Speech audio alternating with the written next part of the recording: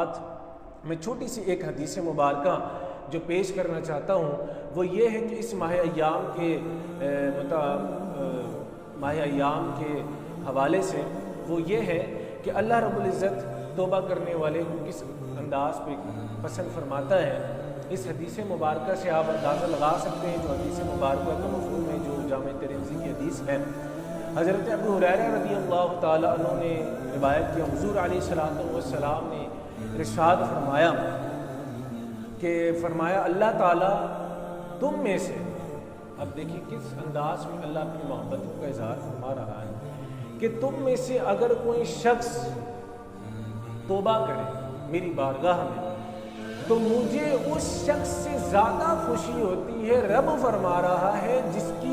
جس بندے کی کوئی اونٹنی یا اونٹ گم ہو گئی ہو اور اس کے بعد اسے وہ میسر ہو گئی ہو، وہ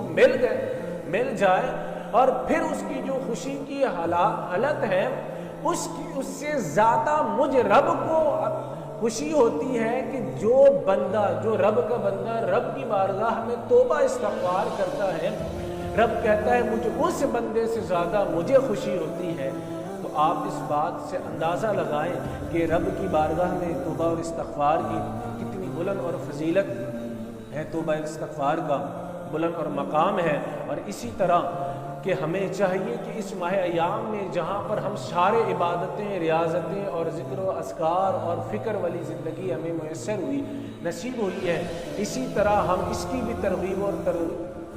ترغیب دیں کہ دعا کی اہمیت یہ ہے کہ دعا کا بھی کوئی سلسلہ ایسا بنائیں، اس کے حضوری توبہ اور استغفار کریں، اس کی بارگاہ میں مناجات کریں۔ اور پھر یہ بھی بات جامع ترمذی میں ہے کہ حضرت انس بن مالک رضی اللہ تعالیٰ عنہ میں سے یہ روایت ہے کہ حضور علیہ الصلوۃ والسلام نے ارشاد فرمایا اور فرماتے ہیں جب تک، اب اللہ فرماتے ہیں کہ جب تک تم میں سے جو مجھ سے دعا کرتا رہتا ہے اور مجھ سے امید کرم لگاتا ہے، جو شخص مجھ سے دعا کرتا رہتا ہے یعنی دعا کرتے رہیں اور امید کرم جو لگاتا ہے، اللہ فرماتا ہے میں اس کے اس عمل کے کرنے پہ جو امیدیں رکھتا ہے میں تیری گناہ کو بخش دوں گا، اور چاہے تجھے کتنے ہی گناہ ہو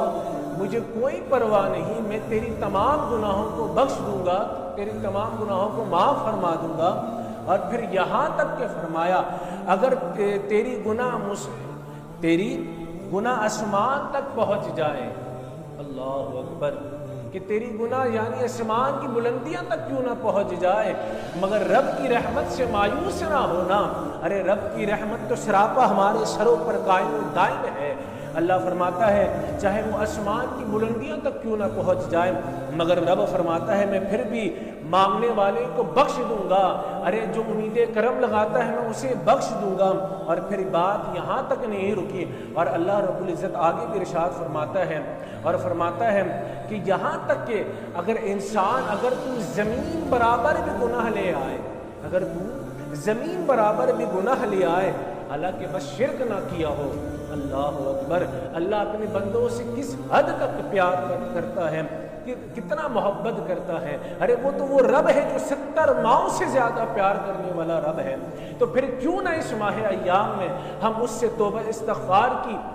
طلب کریں، ہم اس کی بارگاہ سے بھیک کی طلبگار ہو، ارے اس کی بارگاہ سے ہمیں خیرات نصیب ہو جائے، کیونکہ اس ماہ ایام میں رب کی رحمت اپنے بندوں پر چھما چھم برس رہی ہوتی ہے۔ ارے اس ماہ ایام میں کوئی مانگنے والا خالی نہیں جاتا،